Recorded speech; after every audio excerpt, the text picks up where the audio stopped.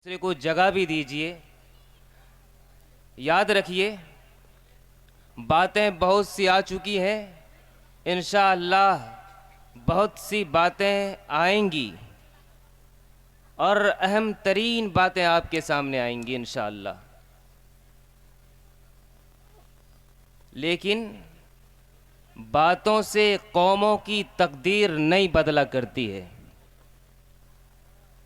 توجہ دیجئے، باتوں سے قوموں کی تقدیر نہیں بدلا کرتی ہے. قوموں کی تقدیر اگر بدلتی ہے تو صرف اور صرف عمل سے. باتوں سے بھی بدلی ہے کسی قوم کی تقدیر. جگنو کے چمک سے کہیں جاتے ہیں اندھیرے، نہیں اور ہرگز نہیں. اس لیے آپ حضرات یہاں تشریف لائے ہیں، وعدہ کیجئے کہ جو بات کہی گئی ہے اور جو بات کہی جائے گی انشاءاللہ ہم ان باتوں پر عمل کرنے کی ہر ممکن کوشش کریں گے انشاءاللہ. انشاءاللہ. دوسری بات یہ ہے کہ عمل کرنے کے ساتھ ساتھ جو باتیں آپ سنیں گے، آپ کے کانوں تک جو باتیں پہنچیں گی، آپ یہ عہد کیجئے کہ انشاءاللہ ہم ان باتوں کو دوسروں تک بھی پہنچائیں گے. انشاءاللہ پہنچائیں گے انشاءاللہ. یاد رکھیے یہ بات میں اپنی طرف سے نہیں کہہ رہا ہوں. اللہ کے نبی صلی اللہ علیہ وسلم نے ارشاد فرمایا تھا، حجۃ الوداع کا موقع ہے، صحابہ کرام کی بڑی جماعت سامنے کھڑی ہے. اللہ کے نبی نے ارشاد فرمایا تھا، الا فلیبلغ الشاہد الغائب. اے وہ لوگ جو حاضر ہے، اے وہ لوگ جو موجود ہے، اے میرے صحابہ کرام جو میری باتوں کو سن رہے ہیں، ان سب کی یہ ذمہ داری ہے کہ جو باتیں یہاں کہی گئی ہیں ان باتوں کو دوسروں تک پہنچائیں گے.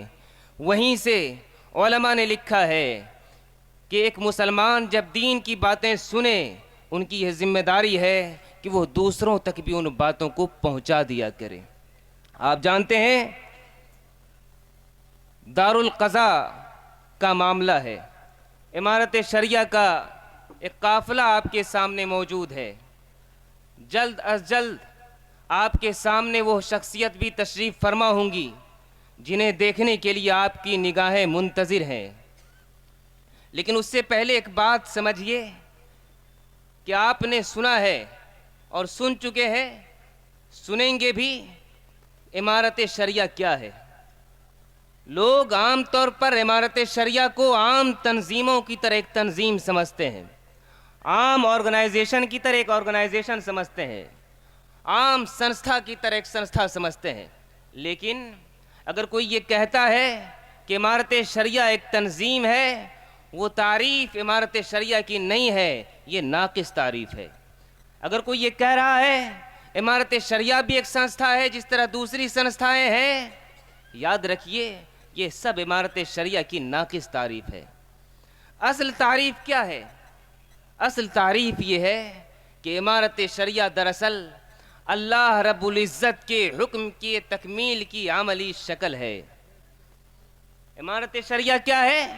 یاد رکھیے، اس جملے کو بھی یاد رکھیے، اللہ رب العزت کے حکم کی عملی شکل ہے. اللہ تعالیٰ نے قرآن مجید میں ارشاد فرمایا ہے، اے لوگو اللہ کی اطاعت کرو، اطیعوا اللہ.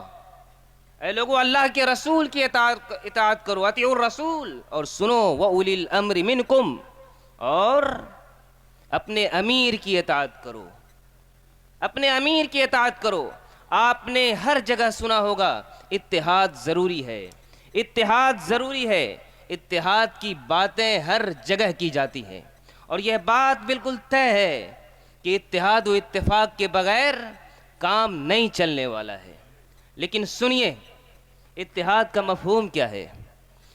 یاد رکھیے چند لوگ اگر کسی جگہ جا کر جمع ہو جائیں وہ لوگوں کی بھیڑ ہے، اتحاد نہیں ہے.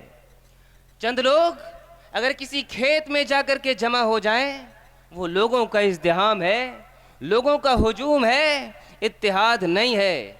اتحاد کسی نہ کسی لیڈر کے تحت ہوا کرتا ہے. اتحاد کسی نہ کسی امیر کے تحت ہوا کرتا ہے. امارت شریعہ بھی اتحاد کی بات کرتی ہے، لیکن اس اتحاد کی بات کرتی ہے جو اتحاد امیر کے نظام میں بندھا ہوا ہے.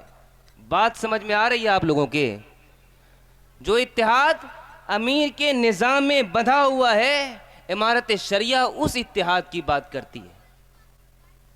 اس لیے امارت شریعہ کو سمجھیے، امارت شریعہ کی تاریخ کو پڑھیے، دوسروں کو بتائیے کہ امارت شریعہ عام تنظیم نہیں ہے. بات آ گئی اتحاد پر، بات آ گئی ہے امیر پر، تو سنیے. اسلام میں امیر کا معاملہ بڑا نازک ہے. اسلام اپنے ماننے والوں سے واضح طور پر یہ مطالبہ کرتا ہے کہ مسلمان جہاں کہیں بھی رہیں، خواہ وہ کمزوری کی زندگی گزار رہے ہوں، مظلومی کی زندگی گزار رہے ہوں، یا پھر طاقت و قوت کی زندگی گزار رہے ہوں، اسلام مطالبہ کرتا ہے کہ ہمارا کوئی امیر ہونا چاہیے. بغیر امیر کے جو زندگی گزاری جاتی ہے، وہ زندگی چاہے کچھ بھی ہو، مکمل اسلامی زندگی نہیں ہے. اللہ کے نبی صلی اللہ علیہ وسلم کی وفات ہو چکی ہے. توجہ سے سنیے گا. اللہ کے نبی صلی اللہ علیہ وسلم کی وفات ہو چکی ہے. لاشیں مبارک رکھی ہوئی ہے، 1.5 دنوں تک لاشیں مبارک رکھی ہوئی ہے. لاش کو دفنایا نہیں جا رہا ہے. جانتے ہیں کیوں؟ توجہ سے سنیے. لاش کو اس لیے نہیں دفنایا جا رہا ہے کہ صحابہ کرام جو اسلام کو سمجھ رہے ہیں، اسلام کے مزاج کو سمجھ رہے ہیں، ان کے ذہن میں یہ بات ہے کہ لاش مبارک کو بعد میں دفنایا جائے گا، اس سے پہلے امیر کا انتخاب ضروری ہے. چنانچہ حضرت ابوبکر صدیق رضی اللہ عنہ کا انتخاب ہوتا ہے، اس کے بعد لاش مبارک کی تدفین ہوتی ہے. اسی لیے علماء نے لکھا ہے کہ 1 سیکنڈ کے لیے بھی مسلمانوں کے لیے اس بات کی گنجائش نہیں ہے کہ وہ بغیر کسی امیر کے زندگی گزاریں. آپ نے نام سنا ہوگا حضرت مولانا علی میاں ندوی رحمۃ اللہ علیہ کا. بہت مشہور انسان، بہت مشہور عالم. سنیے وہ کیا لکھتے ہیں. حضرت مولانا علی میاں ندوی رحمۃ اللہ علیہ نے ایک جگہ لکھا ہے. کیا لکھا ہے؟ بہار، اڑیسہ اور جھارکھنڈ کے مسلمانوں کو دوسرے صوبہ کے مسلمانوں پر فخر کرنے کا حق حاصل ہے. کیوں؟ کوئی سرخاب کا پر لگا ہوا یہاں کے مسلمانوں میں ہے؟ نہیں ہے. وجہ کیا ہے کہ یہاں کے مسلمانوں کو دوسرے صوبہ کے مسلمانوں پر فخر کرنے کا حق حاصل ہے. مولانا نے آگے لکھا ہے اس لیے صرف اس لیے کہ بہار، اڑیسہ اور جھارکھنڈ کے مسلمانوں کے لیے امارت شریعہ کا نظام قائم ہے، دوسرے صوبہ کے مسلمانوں کے لیے امارت شریعہ کا نظام قائم نہیں ہے. اس لیے آپ امارت شریعہ کی اہمیت کو نہ صرف سمجھیے بلکہ دوسروں کو سمجھائیے بھی. یہ ادارے بڑی مشکلوں کے بعد قائم ہوتے ہیں، بڑی پریشانیوں کے بعد قائم ہوتے ہیں، بڑے صبر آزما مرحلوں سے دوچار ہونے کے بعد قائم ہوتے ہیں. اس لیے ان اداروں کا تحفظ بھی ہم سبوں کی وہ ذمہ داری ہے جس سے راہ فرار اختیار کرنے کے نتیجے میں ہم اللہ رب العزت کے نزدیک باز و پرس کے حقدار ٹھہریں گے. آپ کو پتہ ہے یہ ادارے کس مشقت سے قائم ہوئے ہیں؟ سنیے. حضرت مولانا ابو المحسن سجاد رحمۃ اللہ علیہ کا نام آپ نے سنا ہوگا، آپ کے سامنے ابھی نام آ گیا ہوگا. چھوٹا سا ایک واقعہ ہے. مولانا امارت شریعہ قائم کر چکے ہیں، لیکن امارت شریعہ کی فکر کو لوگوں میں بیٹھانا کوئی آسان کام نہیں ہے. آپ چمپارن کا دورہ کر رہے ہیں، وفود کی شکل میں لوگوں کو سمجھا رہے ہیں، بتا رہے ہیں. چمپارن کے دورے پر ہے مولانا. چمپارن میں شدی تحریک کا معاملہ بھی سر اٹھایا ہوا ہے، اس کے ساتھ ساتھ عمارت کی ترویج و اشاعت بھی کرنی ہے. مولانا اپنا کام کر رہے ہیں، لوگوں کو سمجھا رہے ہیں، لوگوں کو بتا رہے ہیں، لوگوں کو کلمہ واحدہ کی بنیاد پر اتحاد کا درس دے رہے ہیں. سنیے آگے کیا ہوتا ہے. لکھنے والوں نے لکھا ہے کہ چلتے چلتے بسا اوقات ایسا ہوتا تھا کہ مولانا کے قدموں سے خون گرنے لگتے تھے، لیکن مولانا اپنا سفر جاری رکھتے تھے. 1 مہینہ اپنا کام تقریباً کر چکے ہیں، خبر آتی ہے حضرت آپ کے بیٹے کی طبیعت بہت خراب ہے. مولانا کو ایک بیٹا ہے، بڑی آرزوؤں کے بعد ایک اولاد اللہ نے عطا فرمائی ہے. خبر آتی ہے حضرت آپ کے بیٹے کی طبیعت خراب ہے، مولانا کے پاس جب یہ خبر آتی ہے، مولانا یہ لکھ کر کے بھیجتے ہیں کہ میرے سامنے اپنوں کی سازشیں بھی ہیں، دوسروں کی دسیسہ کاریاں بھی ہیں، انگریزوں کی بدتمیزیاں بھی ہیں، میں دیکھ رہا ہوں کہ مسلمان آپس میں دست و گریباں ہیں، ملت کی طبیعت خراب ہے۔ مولانا تار کے ذریعے یہ خبر بھجوا دیتے ہیں کہ ملت کی طبیعت خراب ہے، میں گھر نہیں جا سکتا، بچے کا علاج کراؤ۔ آگے سنیے پھر کیا ہوتا ہے۔ پھر مولانا اپنے کام میں مشغول ہو جاتے ہیں، توجہ سے سنیے گا۔ پھر مولانا اپنے کام میں مشغول ہو جاتے ہیں، پھر ایک آدھ مہینہ کام کرتے ہیں، خبر آتی ہے حضرت آپ کے بیٹے کی طبیعت بہت زیادہ خراب ہو گئی ہے، اگر آپ نہیں جائیں گے ہو سکتا ہے انتقال ہو جائے۔ مولانا پھر یہی لکھ کر کے بھیجتے ہیں کہ ملت کی طبیعت بہت خراب ہو چکی ہے، ملت کی طبیعت اس قدر خراب ہے کہ اگر میں چلا جاؤں تو ہو سکتا ہے کہ ملت کی حالت اور زیادہ خراب ہو جائے، میں نہیں جا سکتا، بچے کا علاج کراؤ۔ اور آگے سنیے پھر کیا ہوتا ہے۔ مولانا جب یہ لکھ کر کے بھیجتے ہیں اور اپنے کام میں مشغول ہو جاتے ہیں، لوگوں کو کلمہ واحدہ کی بنیاد پر اتحاد و اتفاق کا درس دے رہے ہوتے ہیں، اس طرح سے اپنا کام جاری رکھتے ہیں۔ تقریباً ایک آدھ مہینہ اور جب آپ اپنا کام جاری رکھتے ہیں اور اپنے اعتبار سے کام مکمل کر لیتے ہیں تو چلتے ہیں گھر، دیکھتے ہیں اپنے بچے کا علاج بھی کراتے ہیں، گھر میں لوگوں گھر کے اخراجات کو بھی ادا کرتے ہیں۔ مولانا اس امید سے گھر جا رہے ہیں، گھر جب قریب پہنچتے ہیں، راجگیر کے علاقے میں مولانا کا گھر پڑتا ہے۔ مولانا جب گھر کے قریب پہنچتے ہیں کیا دیکھتے ہیں کہ کچھ لوگ ادھر سے آ رہے ہیں، ماشاءاللہ سب کے سر پر ٹوپی ہے، کوئی لنگی پہنے ہوئے ہے، کوئی پاجامہ پہنے ہوئے ہیں، سب لوگ ادھر سے وفد کی شکل میں بڑی تعداد میں آ رہے ہیں۔ مولانا ادھر سے جا رہے ہیں، لوگ ادھر سے آ رہے ہیں، چہرے تو سارے پہچانے ہی ہوئے ہیں لیکن تمام کے چہرے غمگین ہیں، تمام کے چہرے غمگین ہیں۔ مولانا یہ پوچھتے ہیں بھائیو یہ بتاؤ تمہارے چہرے غمگین کیوں ہیں؟ اس سے پہلے تو اگر میں تم سے ملتا تھا تمہارے چہرے حشاش و بشاش نظر آتے تھے، آج بات کیا ہے کہ تمہارے چہرے غمگین ہیں؟ وہ لوگ اور دھارے مار مار کر رونے لگتے ہیں اور یہ کہتے ہیں حضرت میں آپ کے بیٹے کو دفنا کر کے آ رہا ہوں، آپ کے بیٹے کو دفنا کر کے آ رہا ہوں۔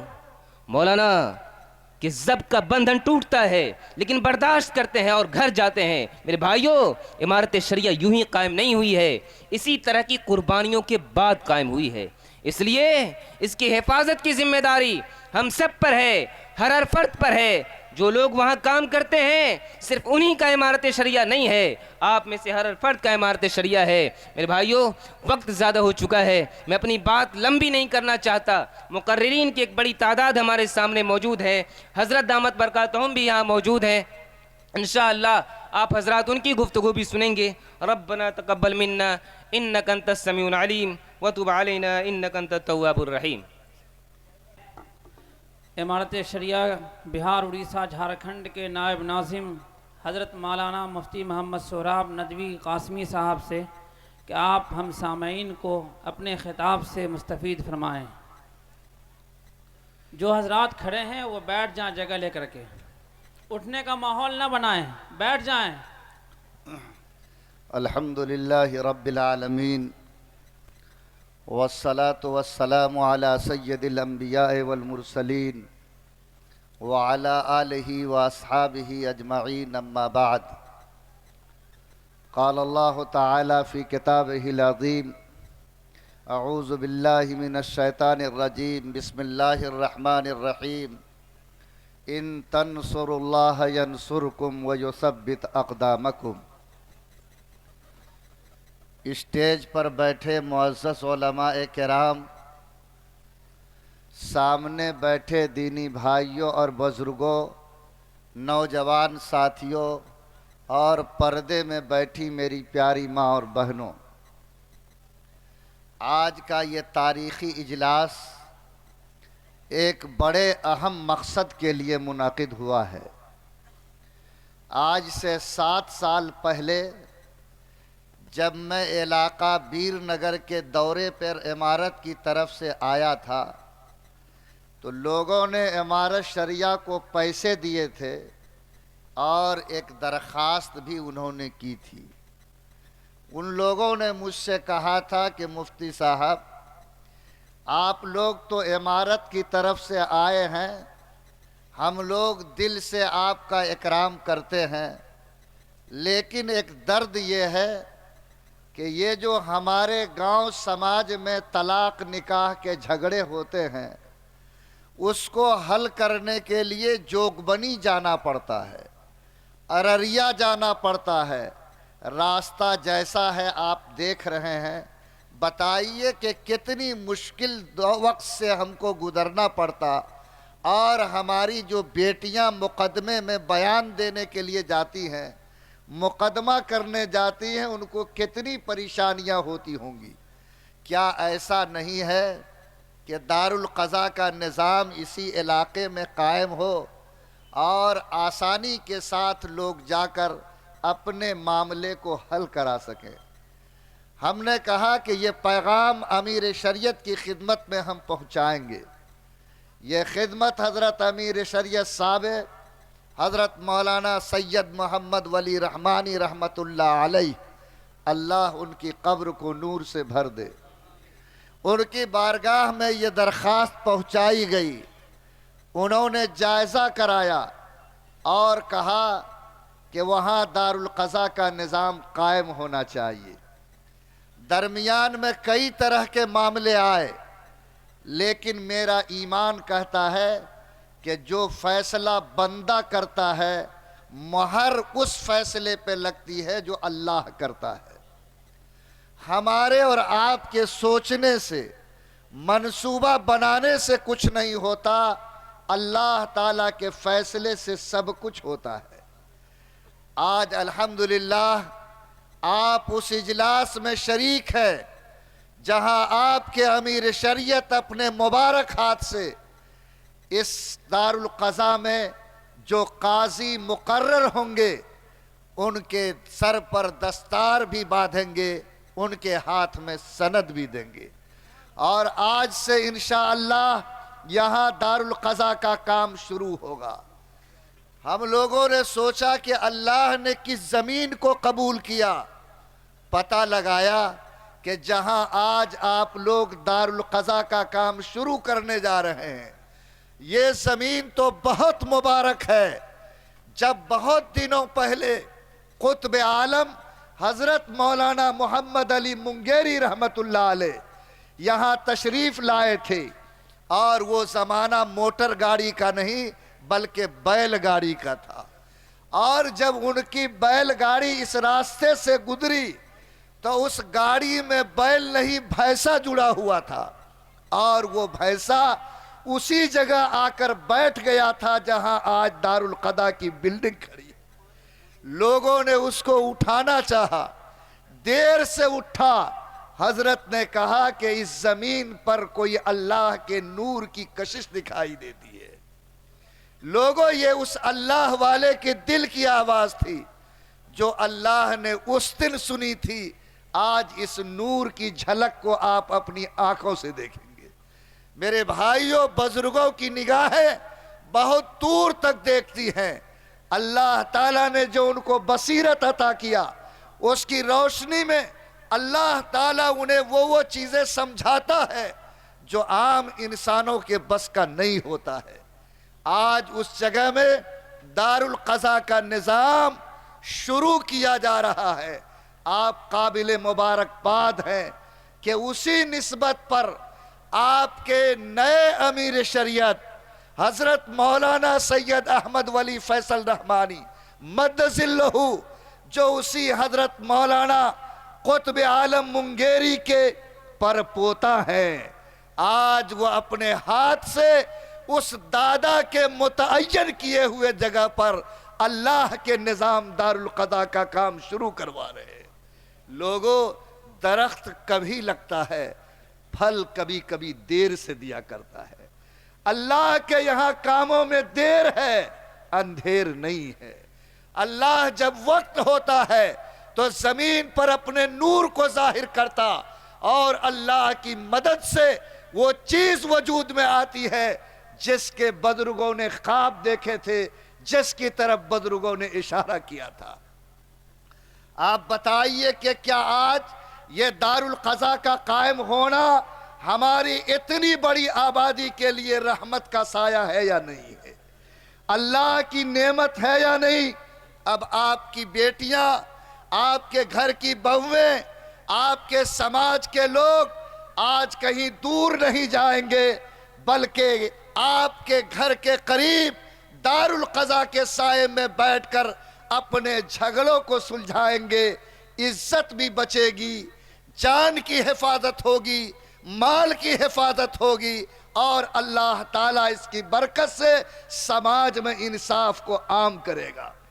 آج میں آپ کو خوشخبری دوں کہ اللہ تعالیٰ نے اس گھر کو کھڑا کیا۔ ابھی قاضی بیٹھے بھی نہیں ہیں، لیکن امیر تو سب سے بڑے قاضی ہیں۔ آج ان کا قدم آیا اور اللہ تعالیٰ نے ایک اتنے بڑے مسئلے کو ابھی 15 منٹ کے اندر حل کر دیا، جو مسئلہ آج 10 سال سے آگ کے طرح سلگ رہا تھا، اور جو دو مضبوط آدمی آپس میں ایسے کھڑے تھے کہ کوئی ان کو جوڑ نہیں سکتا، لاکھوں روپے آج سرکاری عدالت کے چوکھٹ پہ برباد ہو چکے تھے، لیکن اللہ نے آج اس دارالقضا کے اثر کو دکھایا۔ امیر شریعت نے اپنے سامنے آج جب ان دونوں کو بلایا، بات کی، دونوں کے دل پتھر کے سل کی طرف پگھل گئے۔ کہا کہ میرا امیر جو خدا اور رسول کے بعد سب سے بڑا درجہ رکھتا ہے، آج میرے سامنے موجود ہے۔ ان کے منہ سے آواز نکل رہی ہے کہ دوری کو توڑ دو، دلوں کو جوڑ لو، اس سے بڑھ کر مبارک سوغات کچھ نہیں ہوتا۔ جب وہ دونوں نے اپنا سینہ ملایا، خدا کی قسم آنکھ آنسو سے بھر گئے کہ اللہ تعالیٰ نے آج اس امیر کی آمد کی برکت سے کتنے بڑے مسئلے کو آسانی سے حل کروا دیا۔ لوگوں، میں آپ کو بات اشاروں میں کہہ رہا ہوں، جو لوگ پہنچنے والے ہیں جگہ تک پہنچ جائیں گے، اگر نہیں پہنچیں گے تو اللہ کل آپ کے کان تک یہ خوشخبری سنا دے گا۔ لوگوں، یہ ہے دارالقضا کے نظام کا فائدہ۔ آج ہمارے بھائی جو دارالقضا سے نہیں سرکاری عدالتوں میں جاتے ہیں، بولو آج کتنی بڑی تباہی کو مول لیتے ہیں۔ ہمارے قاضی صاحب جو امارت شریعہ کے مرکز کے قاضی ہیں، وہ آپ کو اس موضوع پر سمجھائیں گے اور بتائیں گے کہ دارالقضا کا نظام مسلمانوں کے ایمان کا حصہ ہے، اس کے عقیدے کا حصہ ہے۔ اگر وہ اس نظام کو کھڑا کرتا ہے تو گویا اللہ کی رحمت کی چادر کو اپنے بدن پر اوڑھتا ہے۔ لوگوں، یہ نظام آپ کی زندگی کے لیے اس طرح باعث برکت ہے۔ کیا آج ہم لوگ یہ ارادہ نہیں کر سکتے کہ رب کریم، آج تک تو میرے پاس در نہیں تھا، لیکن جب آج ایک دروازہ مل گیا ہے تو پورا مجمع اس بات کا وعدہ کرے کہ سرکاری عدالت کی چوکھٹ پر نہیں، اللہ کی عدالت کی چوکھٹ پر انشاءاللہ ہم اپنے معاملے کو حل کرائیں گے۔ بولو، کرو گے؟ ہاتھ اٹھا کے کہہ دو۔ اللہ تعالی ہمارے جذبے کو قبول فرمائے۔ لوگوں، اس زمین کو جا کر دیکھیے، مسکراتی ہوئی دکھتی ہے۔ آپ کھڑے ہوں گے، لگتا ہے کہ ان دیواروں سے نور ٹپک رہے ہیں، اور آج امیر کی نورانیت نے اس کے نور کو دوبالا کر دیا ہے۔ اللہ تعالی سدا آپ کو اس کی حفاظت کی توفیق عطا فرمائے اور اس سے مضبوط محبت آپ سب کو نصیب فرمائے۔ حاضرین کرام، میں آپ کا ذہن اس طرف لے جانا چاہتا کہ آپ قربان جائیے قطب عالم حضرت منگیری رحمت اللہ علیہ پر۔ کون کہتا تھا کہ جو بات اور پیشن گوئی حضرت منگیری نے کی ہے، آج ان کے پوتا کے ہاتھ سے وہ خواب پورا ہوگا۔ لیکن اللہ کی شان نرالی ہے، وہ جب کرنے پہ آتا ہے تو بات کو کرتا بھی ہے اور زمین پر حقیقت کو وجود میں بھی لاتا۔ یہ کون ہے؟ یاد رکھیے، امیر کا مقام بہت بلند ہوتا ہے۔ اللہ نے قرآن میں فرمایا کہ اپنے اللہ کی مانو، اپنے رسول کی مانو اور اپنے امیر کی مانو۔ جیسے اللہ کی ماننا فرض ہے، رسول کی ماننا فرض ہے، بولو امیر کی باتوں کا ماننا بھی فرض ہے کہ نہیں ہے؟ ارے ہے کہ نہیں؟ تو ہم اگر اللہ کی بات پر جان مال کے ساتھ کھڑے تو بولو اللہ کے رسول کی بات پر جان مال کے ساتھ کھڑے تو کیا اپنے امیر کے نام پر بھی کھڑے دکھیں گے کہ نہیں دکھیں گے؟ اللہ تعالیٰ آپ کو اپنے امیر سے سچی محبت نصیب فرمائے۔ یہ کون ہے؟ یہ وہ خانوادے کا چراغ ہے جس کا پہلا چراغ حضرت قطب عالم منگیری رحمت اللہ علیہ نے جلایا تھا، اور آپ کو یہ معلوم ہے کہ انہوں نے تقریباً 100 سال کی مدت میں ملت کو کھڑا کرنے، ملت کو راستہ دینے، ملت کے سینے کو روشن کرنے کا کام خانقاہ رحمانی، امارت شریعہ اور جامعہ رحمانی کے ذریعے سے کیا۔ پھر اس کے بعد ان کے صاحبزادے حضرت مولانا منت اللہ رحمانی رحمت اللہ علیہ، جنہوں نے ان کے جھنڈے کو سنبھالا اور انہوں نے تقریباً 60 سال تک پورے ہندوستان کے کونے کونے میں اپنے ایمان کی، اپنے اس علم کے نور کو اور اپنی جرأت بے باکی کے فیض کو پوری ملت کو پورے ہندوستان میں پہنچایا۔ لوگوں، ان کا بھی قدم یہاں پر پہنچ چکا ہے اور وہ بھی آپ کے یہاں تشریف لا چکے ہیں۔ اس کے بعد حضرت مولانا سید محمد ولی رحمانی رحمت اللہ علیہ، جو ان کے صاحبزادے تھے، انہوں نے جھنڈا اٹھایا اور ان کی زبان، ان کی جرأت، ان کی ہمت، ان کا حوصلہ، ان کا علم، ان کے سینے کا نور اللہ تعالیٰ نے اتنا جمایا تھا کہ ملک کے کسی کونے میں دین کے خلاف زبان اٹھتی تھی تو کبھی ولی رحمانی خاموش نہیں رہ سکتا تھا، اور وہ انسان تنہا تھا جو باطل کے آنکھ میں آنکھ ڈال کر بولنے کی ہمت رکھتا تھا، ظالم کو دروازے تک رگیدنے کی جرأت رکھتا تھا، اور جب بھی کوئی فتنہ اٹھے جب تک اس کا سر توڑتا نہیں تھا اس وقت چین سے نہیں بیٹھتا تھا۔ کاٹجو چیف جسٹس تھا سپریم کورٹ کا، اس نے اپنے تبصرے میں کہا کہ یہ جو داڑھی مسلمان رکھتے ہیں یہ تو طالبانی داڑھی ہے۔ آپ سمجھ سکتے ہیں کہ اس کا اشارہ کہا تھا کہ طالبان اس کی نظر میں دہشت گرد ہے۔ وہ سمجھتے تھے کہ یہ مسلمان کو بھی اسی دہشت گردی سے جوڑا جا رہا ہے۔ پورا ملک خاموش تھا، لیکن حضرت مولانا سید محمد ولی رحمانی بے چین ہو گئے۔ انہوں نے اس کو خط لکھا اور ایک ایسی طاقتور آواز بلند کی کہ میں آپ کو یہ بات سناؤں کہ سپریم کورٹ کا جج مجبور ہوا کہ وہ معافی نامہ لکھ کر ولی رحمانی کے پاس بھیجے۔ لوگوں، آج بھی وہ معافی نامہ موجود ہے جو سپریم کورٹ کے جج نے حضرت مولانا ولی رحمانی کے پاس بھیجا ہے۔ کیا یہ ہمت اور جرأت ہم کہیں سے خرید کر لا سکتے ہیں؟ یہ کہیں بازار میں نہیں بلکہ اللہ کا دین ہوتا ہے، ماں کی باپ کی وراثت ہوتی ہے، خاندانوں کا تمغہ ہوتا ہے جو اللہ اپنے خاص بندوں کو نصیب کرتا ہے۔ حضرت مولانا سید محمد ولی رحمانی 3 اپریل کو دنیا سے رحلت کر گئے۔ پورا ہندوستان غم میں ڈوب گیا۔ کوئی یہ سوچتا تھا کہ کرنا کیا ہے، کیا اب ہمارا یہ چراغ جو امارت شریعہ کے نام پر جلا ہے، خانقاہ رحمانی کے نام پر جلا ہے، جو آج جامعہ رحمانی کے نام پر جلا ہے، کیا اس کی لو مدھم ہو جائے گی؟ کیا یہ چراغ بجھنے کے کگار پہ جائے گا؟ کیا یہ معاملہ ہمارا نیچے پڑ جائے گا؟ لوگ غم میں تھے، چہرے پر مایوسی تھی، اندر سے آدمی کی ہمت کمزور ہو رہی تھی۔ لیکن بتاؤ کہ جو نظام بزرگوں نے قائم کیا ہے وہ ہم چلاتے ہیں کہ ہمارا اللہ چلاتا ہے؟ ارے کون چلاتا؟ تو کیا اللہ جس نظام کو چلاتا، بولو اللہ کے پاس اس کی حفاظت کا انتظام ہے کہ نہیں ہے؟ اور وہ خوب جانتا تھا کہ مخلوق تو 9 اکتوبر کو فیصلہ کرے گی، لیکن اللہ نے بہت پہلے کہہ دیا تھا کہ جس خاندان نے اس چراغ کو جلایا وہی اس خاندان کو جلائے رکھنے کا کام انجام دے گا۔ اور 9 اکتوبر کو اسی خانوادے حضرت مولانا محمد ولی رحمانی رحمت اللہ علیہ کے بڑے صاحبزادے حضرت مولانا احمد ولی فیصل رحمانی مدظلہ کو ملت نے پورے اتفاق کے ساتھ اپنا امیر شریعت چن لیا۔ آج وہ ہم سب کے امیر شریعت ہیں۔ آپ قابل مبارکباد ہیں کہ آپ کے لوگوں نے ایک جواں سال امیر چن کر دیا ہے۔ لوگ اسی کو بیشی بزرگ سمجھتے جو لاٹھی لے کے چلتا ہے، جو ہلنے لگتا ہے۔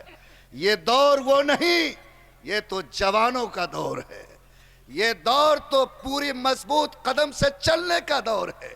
پیغمبر نے فرمایا کہ وہ نوجوان جو جوانی میں اللہ کو راضی کرتا، خدا کے نزدیک اس سے زیادہ پسندیدہ کوئی نہیں ہے۔ ارے نوجوانی ہی میں بہکنے کا ڈر رہتا، نوجوانی میں قدم ڈگمگاتا، اور جو اللہ کا بندہ اس عمر میں اپنے کو کنٹرول کرے، بولو وہ زیادہ اللہ کا پسندیدہ ہوگا کہ نہیں ہوگا؟ آپ کے جو دادا تھے وہ 37 سال کے عمر میں امیر شریعت بنے تھے۔ کتنی عمر میں؟ اور آپ جو امیر شریعت بنے ہیں 47 سال کے عمر میں بنے ہیں۔ بولو دادا سے بھی 10 سال عمر زیادہ ہے کہ نہیں ہے؟ تو جو لوگ ڈولتا ہلتا ہے، اب من میں یہ بات سوچتا ہے کہ کوئی بوڑھا ہوتا لٹکا ہوا آدمی، اب پھر 5 مہینے میں وہی رگڑا شروع ہوتا۔ لوگوں نہیں، اللہ نے وہ چراغ جلایا ہے جو یقین کہتا ہے کہ انشاءاللہ دیر تک جلتا رہے گا۔ اللہ تعالیٰ نے وہ قیادت دی ہے جس کے سائے میں دیر تک یہ ملت آگے بڑھتے رہے گی۔ آپ کو سوچنا نہیں ہے، حوصلہ پیدا کرنا ہے۔ آپ کو ہمت ہارنا نہیں ہے، بلکہ یہ یقین جمانا ہے کہ اگر اللہ نے یہ جوان قیادت مجھ کو دی ہے تو ہم بھی، اگر عمر میں جوان نہیں ہے، میرا جذبہ جوان ہو سکتا ہے کہ نہیں ہو سکتا ہے؟ ارے ہو سکتا ہے کہ نہیں؟ ابھی آپ کے جذبے کی گرمی نے دسمبر کے رات میں بھی پسینہ اتار دیا ہے کہ نہیں اتار دیا؟ تو آپ بھی اگر گرم ہو گئے اور امیر کے پیچھے کھڑے ہو گئے تو بولو انشاءاللہ انقلاب آئے گا کہ نہیں آئے گا؟ میں آپ کو کیا سناؤں کہ جو بھی چراغ کسی گھر کا تحفہ ہوتا ہے، لوگوں باپ دادا کا گن تو اس میں کچھ نہ کچھ ضرور ہوتا ہے۔ ارے بولیے نا، مشہور ہے دیہات میں، باپے پوت پراتے گھوڑا، نہیں بہت تو تھوڑم تھوڑا۔ لیکن یہاں تھوڑم کی بات نہیں ہے، آپ اس نورانی چہرے کو دیکھیں، لگے گا کہ حضرت منگیری کی فکر، حضرت منت اللہ رحمانی کا درد اور حضرت ولی کی جرأت اللہ نے ایک جوان میں جمع کر دیا ہے۔ اور آج جس درد کے ساتھ، جس محبت کے ساتھ، جس پیار کے ساتھ، جس تندہی کے ساتھ امارت شریعہ کے کام کو، جامعہ رحمانی کے کام کو، اور ہمت دیجئے خانقاہ رحمانی کے کام کو اللہ کا یہ بندہ ولی ابن ولی آگے بڑھا رہا ہے، ہم لوگ سوچ بھی نہیں سکتے تھے کہ چند مہینوں میں یہ کام اتنا آگے بڑھے گا۔ آپ کو حیرت ہوگی کہ امارت شریعہ میں دار القضاء کا نظام چلتا ہے۔ آپ کے نئے امیر آئے، انہوں نے ورق الٹا، کہا کہ بتاؤ سماج کو سب سے زیادہ کس چیز کی ضرورت ہے؟ کہا کہ انصاف کی۔ کہا انصاف کا گھر ہر ایسی آبادی میں بنے گا جہاں لوگوں کو اس کی ضرورت ہے، اور دار القضاء کے نظام کو قائم کیا جائے گا۔ انہوں نے قاضی شریعت کو حکم دیا کہ 1 سال کے اندر 10 جگہ میں دار القضاء کو قائم کیا جائے، لوگوں کے لیے انصاف کے راستے کو آسان بنایا جائے۔ آپ کو خوشی ہے کہ ابھی سال شروع ہوا ہے، جو سال جہاں سے انہوں نے گنتی شروع کی، ابھی 1.5 مہینہ پورا نہیں ہوا کہ 2 جگہ، ایک جگہ موتیہاری میں کل دار القضاء قائم ہوا، اور ایک جگہ آج بسریا ہاٹ میں دار القضاء قائم ہو رہا ہے۔ اور آپ کی دعا ساتھ رہی تو سال گزرتے گزرتے انشاءاللہ 10 جگہ میں دار القضاء قائم ہو جائے گا۔ لوگوں 100 سال میں کتنے دار القضاء قائم ہوئے؟ 69 دار القضاء۔ بولو نا، 100 سال میں کتنا؟ اور 1 سال میں کتنا؟ 10۔ ضرب دو. اللہ تعالیٰ نے اگر اس حساب سے کام کو بڑھایا تو اللہ تعداد سینکڑوں میں پہنچائے گا کہ نہیں پہنچائے گا؟ اور ملت کو کتنا نفع ہوگا ذرا دل کے ترازو پر اس کو تول کر دیکھو. حضرت نے فرمایا کہ دوسرا پنہ الٹو، ملت کو دوسری کیا ضرورت ہے؟ سب نے کہا تعلیم. کہا کہ آپ کے ابا زندگی بھر تعلیم کے لیے جیتے اور مرتے رہے، اور یہ بندہ جو امیر شریعت بنے ہیں اللہ تعالیٰ نے ان کو بھی تعلیم کے لائن سے بڑا تجربہ عطا کیا ہے. انہوں نے مصر کی جو ازہر یونیورسٹی ہے وہاں بیٹھ کر اسلامی علوم کی تعلیم پائی ہے، اور ہندوستان سے لے کر امریکہ کے یونیورسٹیوں میں آج دنیا کے علم کو سیکھا ہے. اور آج بھی میں ہمت کے ساتھ کہتا ہوں کہ اتنا بڑا دماغ ان کو ملا ہے کہ امریکہ میں ایک یونیورسٹی ہے کیلیفورنیا، جو امریکہ کے 10 مشہور اور ٹاپ یونیورسٹی میں سے ایک ہے. انہوں نے کئی سال تک اس کے مینجمنٹ کے ڈائریکٹر کی حیثیت سے اس کو نئی زندگی دینے کا کام کیا ہے. آج امریکہ میں ان کے مشورے سے ایک اسکول چل رہا ہے جس میں 350 بچے مسلمانوں کے پڑھتے ہیں، اور ان کو تعلیم بھی ملتی ہے اور ان کے ایمان کی حفاظت کا انتظام بھی ہوتا ہے. بولو ایسے ملک میں جہاں انسان ایمان کو بچائے یہ مشکل کام ہے، آج اللہ تعالیٰ اتنا بڑا کام اس بندے سے لے رہا ہے. آج رحمانی 30 کا نام سنا ہوگا، یہ بھی انہی کے دماغ کی پیداوار ہے.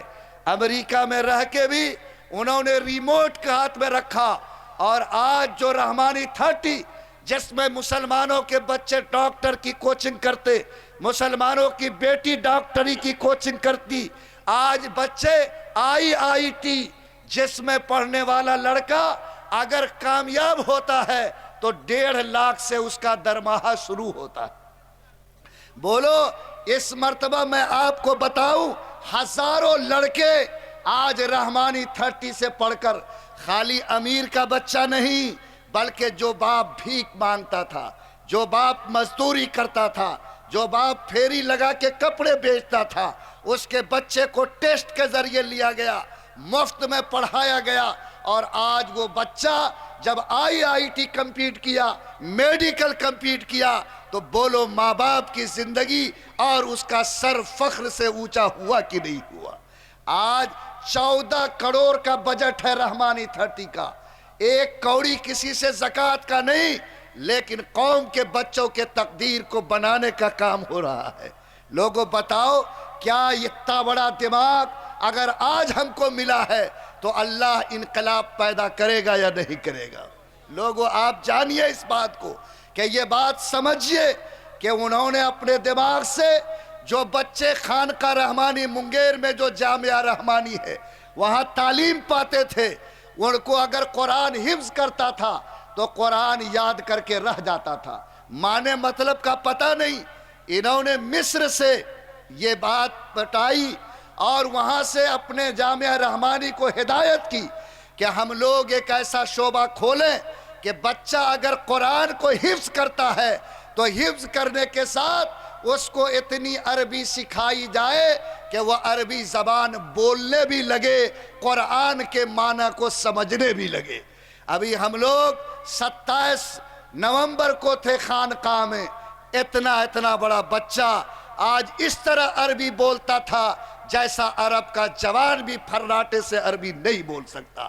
اور ان کے اس کام کو دیکھ کر مصر کے جو شیخ ہیں انہوں نے 5 عالموں کو بھیجا کہ جاؤ وہاں جا کر ہم لوگوں کی طرف سے ان حفظ کرنے والے بچوں کو عربی زبان سکھاؤ.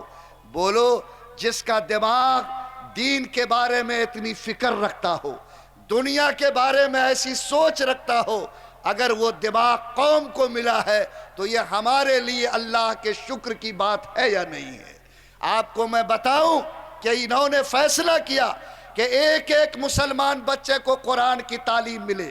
اب تک امارت شریعہ 100 جگہ میں مکتب چلاتی تھی، انہوں نے کہا کہ نہیں، 2.5 کروڑ کی آبادی ہے، 100 مکتب سے کیا کام ہوگا؟ 1000 نہیں 10,000 مکتب قائم کر کے ایک ایک مسلمان کے بچوں کو قرآن پڑھانے کا انتظام کیا جائے گا۔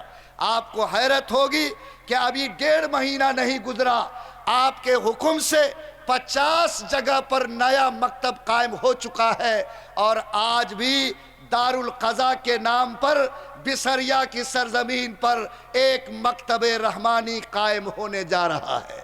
اے لوگو، کیا آج بچوں کو قرآن پڑھانا ضروری ہے کہ نہیں؟ ایمان سکھانا ضروری ہے کہ نہیں ہے؟ لوگوں ان کو خدا کی پہچان کرانا ضروری ہے کہ نہیں ہے؟ اگر آپ نے نہیں کرایا، یاد رکھیے ہم سے بڑا بدنصیب، ہم سے بڑا ظالم کوئی دوسرا باپ نہیں ہو سکتا ہے۔ اس لیے آپ کی ذمہ داری تھی کہ آپ یہ طے کرتے کہ آپ کے امیر نے تعلیم کے لائن سے یہ فکر کی ہے، اور آپ کو حیرت ہوگی کہ انگریزی تعلیم جو بچے اسکول میں پاتے ہیں، آپ کے امیر نے کہا کہ میرا بچہ اسکول میں تو جاتا ہے، وہ کتاب سلیٹ لے کر لوٹتا ہے، تعلیم پاتا ہے، لیکن کبھی کبھی ایمان گنوا کے چلا آتا ہے۔ ارے بولیے نا، ہے یہ سچ کی نہیں سچ ہے؟ ایک جگہ ہے مدھے پور جھارکھنڈ میں، وہاں ایک حاجی نعیم صاحب پیسہ والے، انہوں نے کہا کہ میرا بیٹا عیسائی کے اسکول میں پڑھے گا، اور داخلہ کرا دیا۔ پوتا پڑھنے لگا۔ ایک دن پوتا آیا اور باپ سے کہنے، دادا سے کہنے لگا کہ دادا آج ہم نے اللہ تعالیٰ کو دیکھ لیا ہے۔ دادا نے کہا کہ اللہ کو دیکھے ہو؟ کہا ہاں۔ کہا کیسے ہیں؟ کہا کہ لمبے ہیں، چہرے پہ داڑھی ہے، گورے ہیں، بہت خوبصورت ہے۔ اب دادا کا ماتھا گھوما، کہا کہاں یہ اللہ کو دیکھا؟ اسکول گئے، استاد سے پوچھا تو کہا کہ ہاں، یہ جو عیسیٰ مسیح کا فوٹو لگا ہوا ہے، اس بچے کو استاذ نے بتایا تھا کہ یہی یسوع مسیح تمہارا فادر ہے، تمہارا گاڈ ہے، تمہارا خدا ہے۔ بچے کے کورے کاغذ نے سمجھ لیا کہ جس اللہ کے سامنے میرا دادا سجدہ کرتا، وہ اللہ یہی ہے۔ حاجی نعیم رونے لگے، تڑپ گئے، کہا کہ میں کیا کروں گا یہ دولت رکھ کر؟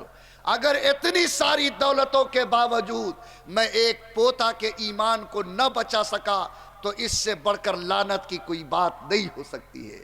اس بندے نے فکر کی اور انتظام کیا اس کا کہ اس کا بچہ بھی اور قوم کا بچہ بھی ایسی اسکول میں پڑھے جہاں اس کو تعلیم بھی ملے اور اس کے ایمان کے بچانے کا انتظام بھی ہو۔ آپ کے امیر شریعت فکر مند ہے، انہوں نے حکم دیا کہ 100 اسکول ہم لوگ ٹارگٹ بنا کر کھولیں گے، اور CBSE طرز کا کھولیں گے، نرسری سے لے کے 6 کلاس تک کھولیں گے، اور ایسا بچہ اس سے نکالیں گے جو بچہ سینہ ٹھوک کر بڑے بڑے تعلیم گاہ میں داخلہ لینے کے قابل ہو سکتا ہو۔ آپ کو خوشی ہوگی کہ 5 اسکول امارت شریعہ کا پہلے چلتا ہے، ابھی انہوں نے 2 اسکول نئے کے فیصلے کیے، ایک کٹیہار میں، کٹیہار گاندھی نگر میں، اور رامپاڑا کہلاتا ہے، اور دوسرا گلاب باغ جہاں امارت شریعہ کی ITI ہے۔ اللہ نے چاہا دونوں جگہ کام ہو رہا ہے، خدا نے چاہا تو 2022 سے انشاءاللہ بچوں کا داخلہ شروع ہو جائے گا۔ لوگوں بتاؤ، جو آپ کا امیر آپ کا دین بھی بنانا سکھاتا ہو، آپ کو دنیا بھی سجانا سکھاتا ہو، کیا وہ ہمارے لیے رحمت کا سایہ ہے یا نہیں ہے؟ اللہ نے ہم کو سبق دیا کہ جب تم میرے سامنے ہاتھ اٹھاؤ تو ہم سے دعا کرو، ربنا آتنا فی الدنیا حسنہ وفی الآخرۃ حسنہ، اے اللہ ہم کو دنیا بھی اچھی دے اور آخرت بھی اچھی دے۔ پہلے آخرت مانگا کہ دنیا؟ پہلے دنیا اچھی، جب دنیا اچھی ہوگی اس کی برکت سے اللہ آخرت کو بھی اچھی بنا دے گا۔ آپ کے امیر آپ کی دنیا بھی اچھی بنانا چاہتے ہیں، آپ کی آخرت بھی اچھی بنانا چاہتے ہیں۔ آج امارت شریعہ کے ہر شعبے کو انہوں نے ٹھوک ٹھوک کر ٹھیک کرنا شروع کیا ہے، کاموں میں تیزی لایا ہے، روزانہ میٹنگ کرتے ہیں، ساتھیوں کو بیٹھاتے ہیں، اور کام کیسے بڑھے گا، کام کیسے آگے جائے گا۔ لوگوں خدا کی قسم، اللہ کا یہ بندہ ولی ابن ولی رات دن اسی فکر میں اپنی زندگی کو گزار رہا ہے۔ آپ سے میں 2 درخواست کرتا ہوں، آپ دل کے آئین سینے کے پردے کو کھولیے اور اس مجمع سے یہ آواز اٹھے کہ جب اللہ نے اتنا عظیم سایہ ہم کو دیا تو ہم عہد کرتے ہیں کہ جب بھی ان کی کوئی آواز میرے کان تک پہنچے گی، انشاءاللہ ساری چیزوں کو پیچھے ڈال کر ان کی آواز پر کھڑے ہونے کے لیے تیار رہیں گے۔ ذرا ہاتھ اٹھاؤ پاور سے پورا مجمع۔ اور دوسری گزارش یہ ہے کہ طے کیجئے انشاءاللہ کہ جب بھی ہاتھ اٹھے گا تو اپنے لیے مانگیں گے تو اپنے امیر کی زندگی میں برکت کی بھی دعا کریں گے کہ اللہ تعالیٰ ان کی زندگی میں برکت عطا فرمائے، اللہ ان کے حوصلے کو بلندی دے، اللہ تعالیٰ ان سے وہ کام کروائے جس کی جھلک ان کے باپ دادا اور پردادا کی زندگی میں ہے۔